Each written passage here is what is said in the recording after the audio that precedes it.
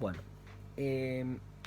entonces, si decimos que el pensamiento metafísico es el pensamiento que, frente al problema del arjé, frente a la necesidad de explicar la realidad, postula un ser que es uno, permanente, inmutable. El pensamiento metafísico religioso, que fue el primero que existió, la sabiduría religiosa, lo que va a decir es que ese arjé son los dioses. Es decir, que los dioses y lo que hacen los dioses son el principio explicativo de las cosas. Muy bien. Para esto, vamos a decir que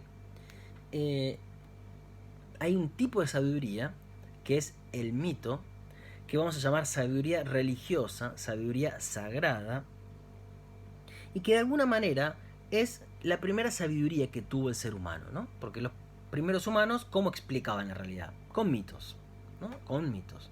Si yo vivía, por ejemplo, en la antigua Babilonia, y entonces quería explicar el origen del universo, digo que el universo se origina en el caos del origen, que estaban Apsu y Tiamat flotando en el agua, y hablo de algo que hicieron los dioses en el origen para explicar la realidad. Si ustedes me escuchan, y si quieren en algún momento les puedo narrar un mito más entero para que se entienda la narración, verán que parece ser que el mito es un tipo de sabiduría, primera cosa importante para saber, y para distinguir de nuestro uso de la palabra mito, que nosotros usamos la palabra mito como si fuera una mentira, ¿no? Como si fuera un relato falso, como si fuera un chamullo o algo que no es cierto. Desde el punto de vista religioso y desde el punto de vista de la historia de la humanidad y la historia del saber, el mito es un saber válido, es un tipo de saber que es tan complejo como la filosofía, como la ciencia, ¿eh? Ojo, tan complejo como filosofía o ciencia.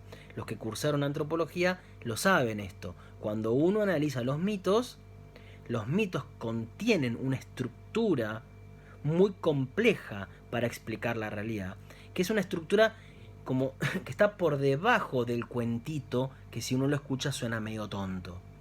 Los mitos son relatos sumamente complejos, insisto, tan complejos como la filosofía o la ciencia. Pero son, ¿qué cosa? Relatos. Eso es una sabiduría, primero. Es una sabiduría que se da, sin embargo, de manera narrativa, porque son relatos. Eso es lo que quiere decir la palabra griega mythos, ¿no? Mythos, lo escribo ahí.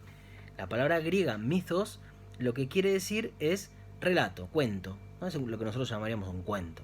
Entonces, acá tenemos que la primera forma en que el humano explicó lo real fue contando cuentos, contando narraciones. Pero claro, un mito no es cualquier cuento. Porque yo les puedo decir que me cuenten qué es lo que hicieron, o sea, el último fin de semana que salieron, antes de la cuarentena, y tal vez ustedes no me cuentan nada muy sagrado, me cuentan cosas muy profanas. Entonces, los mitos no son cualquier tipo de cuento, son cuentos o narraciones sagradas, ¿sí? Entonces tenemos que el mito es una sabiduría narrativa, pero además sagrada. ¿Qué quiere decir esto? Es sagrado porque los mitos narran lo que hacen los dioses, en primer lugar. ¿Por qué es sagrado? Por esto. Ahora voy a dar otra razón. Es sagrado porque narran lo que hicieron los dioses. Si yo les cuento lo que hice hoy, no cuento nada de lo que hicieron los dioses. Y hoy mucho más aburrido todavía. Digo, uno cuenta cosas de la vida humana, de la vida profana, de la vida mundana que tenemos todos cotidiana. Un mito no habla de esas cosas. Un mito narra acciones de los dioses, o de héroes, o de semidioses, pero no narra cosas de la vida cotidiana común y corriente. Entonces, no cualquier cosa es un mito. Por ejemplo, ustedes me pueden decir, ¿La Llorona es un mito? O, bueno, ¿habla de dioses? ¿Tal relato es un relato sobre algo que hizo un dios? Bueno, muchas veces no. ¿Y eso qué son? Pueden ser leyendas, pueden ser cuentos, supersticiones, otro tipo de relatos. Pues, claro, por ejemplo, Virginia puede ser una fábula. La fábula tiene sus características también. El mito es una cosa, la fábula es otra cosa, la leyenda puede ser otra cosa, dependiendo de las definiciones que demos. Mito es sabiduría, narrativa sagrada. ¿Por qué es sagrada? Porque habla de los dioses. Muy bien. Estos mitos son sagrados, ¿por qué? Por una segunda razón. La primera es estas 3 características. Por una segunda razón es sagrado. Porque decimos que esos relatos, decimos que esas narraciones, decimos que ese saber, porque es un saber, no se olviden de esto, proviene de los dioses. No solo habla de los dioses, sino que proviene de los dioses. Es un saber que no se origina en los humanos, no lo inventamos los humanos. Este es un saber que nosotros lo adquirimos como un regalo de los dioses. Cuando yo escucho el relato del chamán en la fogata que me cuenta cómo Ñamandú creció en el origen de todo, como si fuera un árbol que se despliega, iba abriendo la selva, en el poema o en el canto guaraní de la creación, ese relato que cuenta el chamán no se lo está inventando el tipo. No es que es Cortázar escribiendo un cuento. Ese relato, el chamán lo adquirió de los dioses. Por lo tanto, la palabra del mito, eso que cuentan, es una palabra que proviene de los dioses. Entonces es sagrado eso. Porque no es una palabra humana. No es lo que ustedes me puedan contar ahora acerca de lo que hicieron. Acá estamos ante relatos que se consideran que provienen de los dioses. Si yo agarro cualquier relato de la Biblia, por ejemplo, imaginemos en Génesis, que claramente es un libro mítico, ese relato, todo el relato, todo lo que hay en ese libro, ¿de dónde lo sacamos los humanos? ¿Lo inventó un humano que creyó, es lo que pensó que era, es lo que él descubrió de la realidad? Hizo una observación de la astronomía y se dio cuenta que Dios había creado las cosas. No, ese relato es un relato que Dios le dio a los hombres.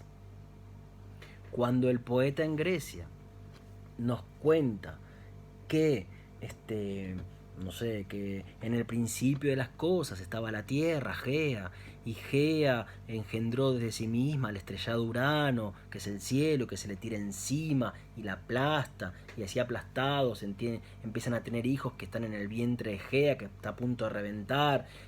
Cuando nos cuenta eso el poeta, y nos está contando el origen del universo, ese relato no lo inventa el poeta, no lo inventa Hesíodo, por ejemplo, que es un poeta griego. Hesíodo. Ahí va. Ese relato a Hesíodo se lo dieron las musas, que son diosas del canto. Entonces, ese relato yo no puedo decir que es un relato humano. Esa narración no es una narración profana, humana, secular. Es una narración sagrada. Entonces, ¿qué es un mito? Un mito es un tipo de pensamiento que es sagrado, que es narrativo y que digo que proviene de los dioses. Bien, ¿vamos bien? ¿Alguien quiere preguntar algo? ¿Cómo llegó ese relato de los dioses al humano? Bueno, vamos a verlo, que Manuel llegó de muchas maneras. Cada cultura entiende de distinta manera cómo es el contacto entre los dioses y los hombres.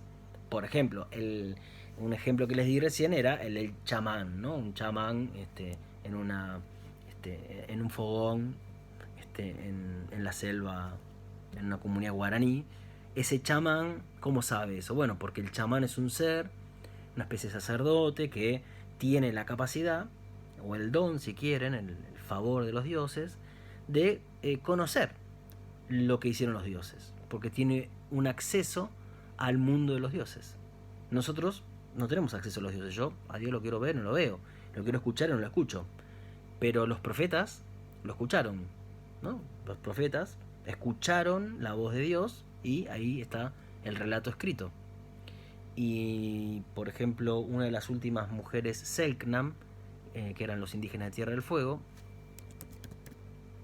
ahí va, que era chamán, ella contó en su momento que, bueno, un día ella se durmió y vio como su alma se desprendió del cuerpo y fue y llegó hasta la montaña de la sabiduría, que era la montaña que poseía todo el saber del universo, el saber divino, que es un saber que tienen los dioses, y que estaba alojado en esa montaña sagrada, y su alma llegó a esa montaña y pudo conocer todos los saberes, y después volvió y un día se despertó y sabía.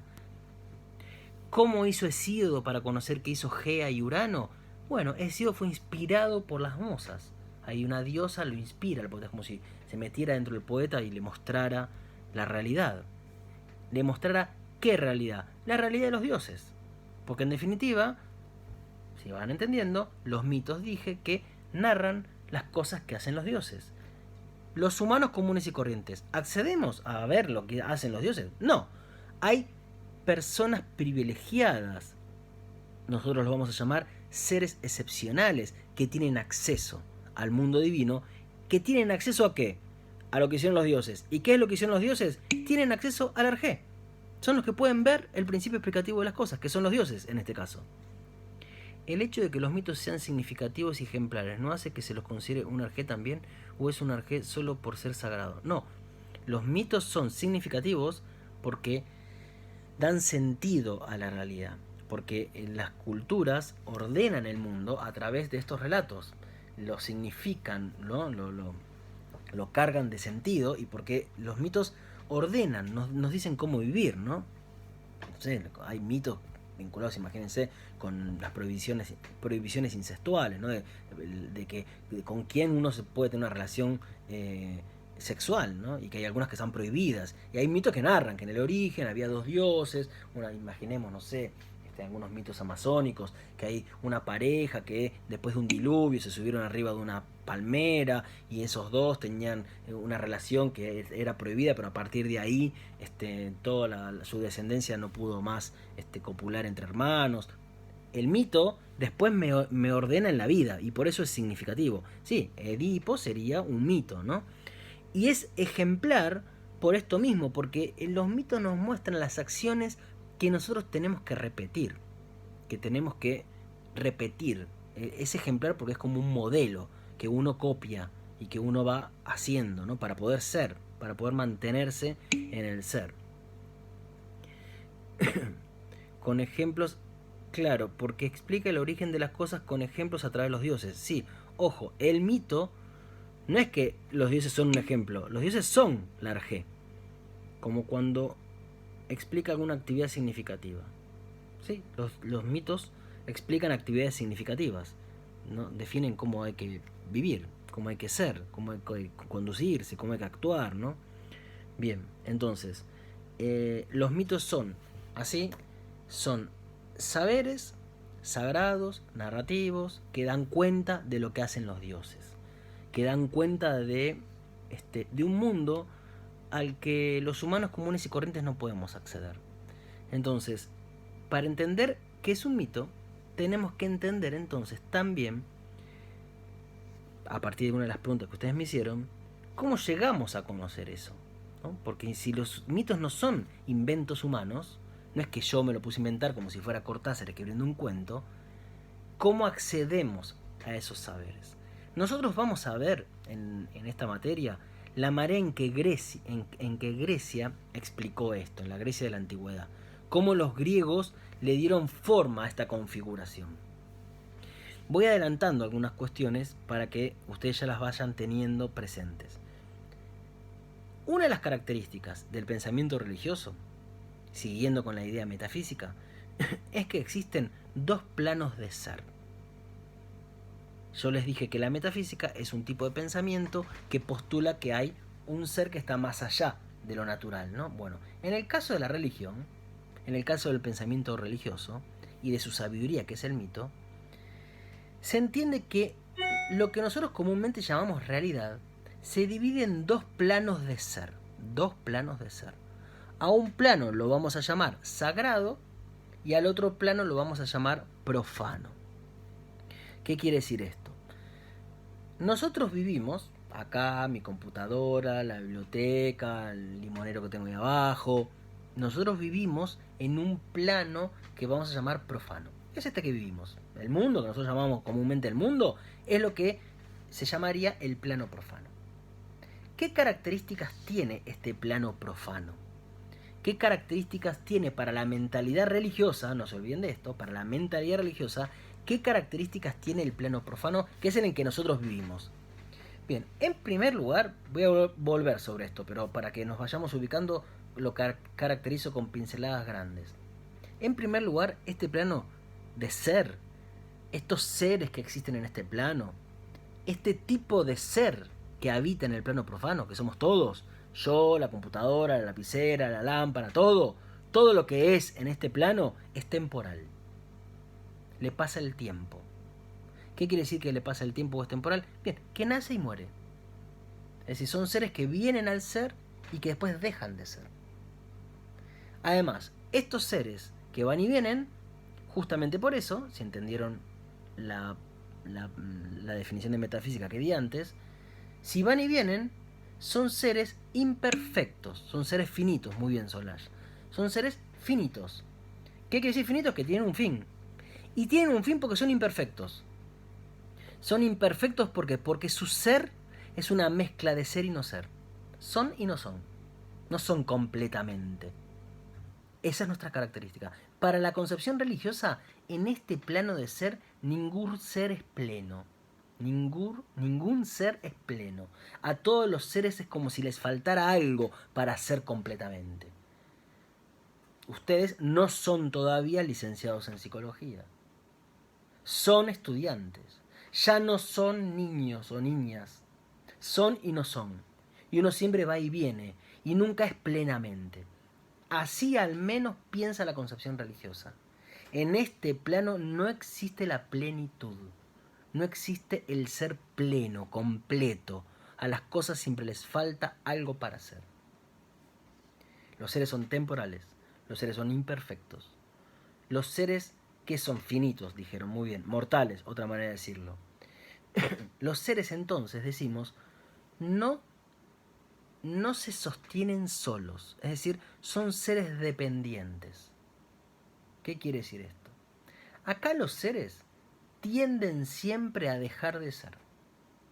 La característica de todo este plano, todo, yo, cada uno de ustedes ahí en su casa, el teléfono, el limonero de mío de ahí abajo, todos los seres que existen van a dejar de ser. Tienden a no ser. Es como si fueran así en picada hacia la nada, hacia el no ser. Como si estuvieran hundiendo en el no ser progresivamente. ¿Eso qué quiere decir? Que para la concepción religiosa, si los seres no se hunden en la nada, si los seres no terminan en el no ser, porque digo, si todo tiende a no ser, uno debería preguntarse, ustedes me tendrían que preguntar, bueno Guido, pero ¿cómo es que todavía siguen existiendo los seres? Los humanos nos reproducimos, los animales se reproducen, las plantas vuelven a nacer, ¿no? Parece ser que cada tanto la vida vuelve al ser. Todo tiende a dejar de ser, pero se renueva también. Porque pasa eso, ¿no? Se renueva la vida. Bien, para el pensamiento religioso, si la vida se renueva, sí, se va a renovar a través de ritos, muy bien. Pero si se renueva antes de que es un rito, hay que explicar esto. Si se renueva la vida, no es porque la vida está saliendo de este plano. De este plano la vida no vuelve al ser. O el ser no vuelve al ser. De acá, en este plano, el ser va hacia la nada. Si aparece nuevamente el ser, si surge el ser o la vida, es porque en realidad en ese momento nos hemos puesto en contacto con lo que es la fuente de todos los seres, que ya saben que es qué cosa, la Arjé. Es decir, para el pensamiento religioso, además de este plano, tiene que existir otro plano de donde vengan los seres, otro plano que sea la fuente de todo lo que es, que sea la fuente como inagotable, atemporal, siempre la misma, plena, siempre plena, completa, de donde vienen todos los seres. Ese plano, ¿cómo se llama? Es el plano sagrado. Hay un plano profano, que es este plano, que es una porquería, que todo tiende a la nada, a dejar de ser, a cambiar, a morirse, a corromperse, a deshacerse. Pero por suerte existe otro plano, que no es este. Un plano que parece que no está, no lo puedo tocar, no lo veo, así, no tengo acceso directo, que es el plano de donde vienen todos los seres. Ese plano es el plano sagrado en donde los seres, ¿quiénes son? Los dioses. Ahí están los dioses. O sea, que si surge la vida es porque nos pusimos en contacto con el plano sagrado. Exactamente. Si acá surge la vida es porque es como si el plano sagrado se hubiera metido.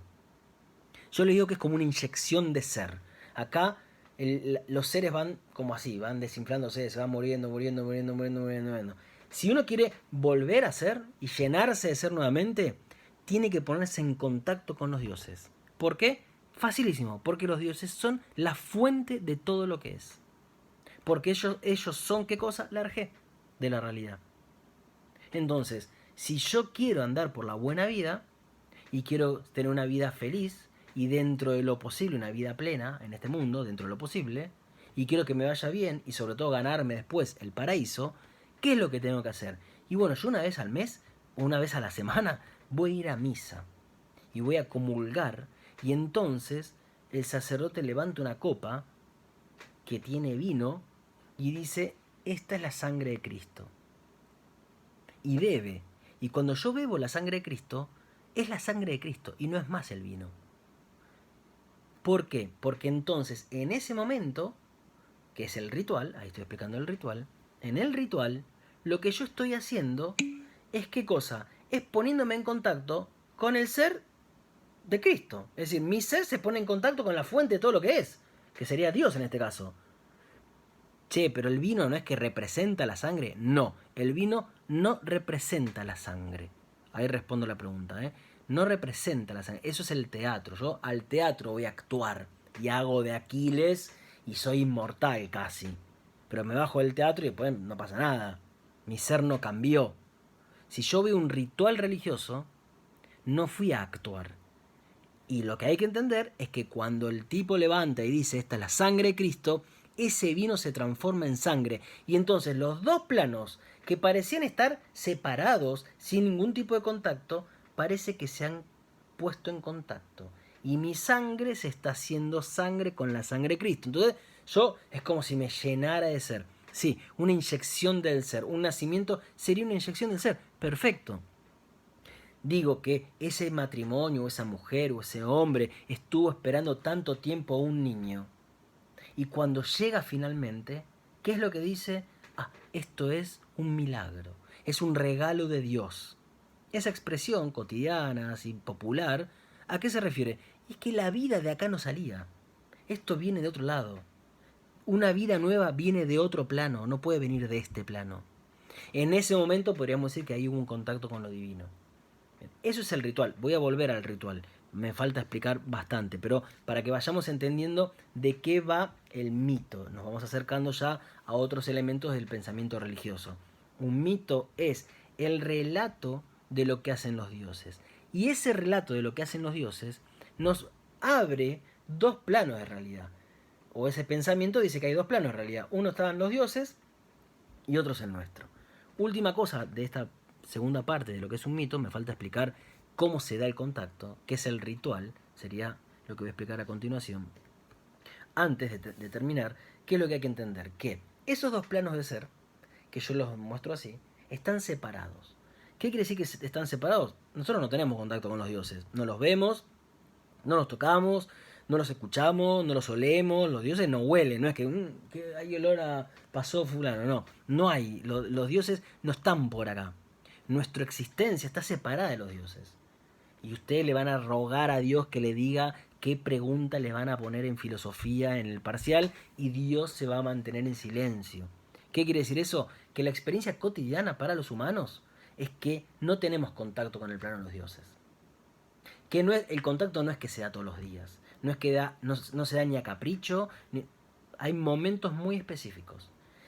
Esos dos planos están separados. Vamos a llamar a la separación brecha ontológica. Brecha, lo voy a escribir, ontológica. ¿Qué quiere decir brecha ontológica? ¿Qué quiere decir ontológica? Ontológica es lo relativo al ser. ¿Sí? La ontología es el estudio del ser. Brecha ontológica es una brecha en la calidad de ser.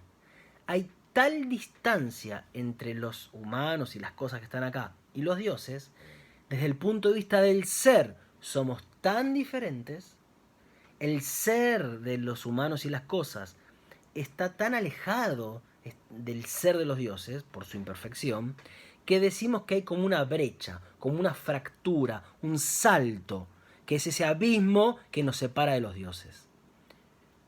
Ahora bien, en algunos momentos ese abismo, esa separación, parece que se salva, que se acorta y que se pone en contacto. Que lo que estaba separado como dos planos impermeables, se tocan y se permeabilizan. Y es como si se abriera una puertita y uno se pone en contacto con la fuente de lo que es.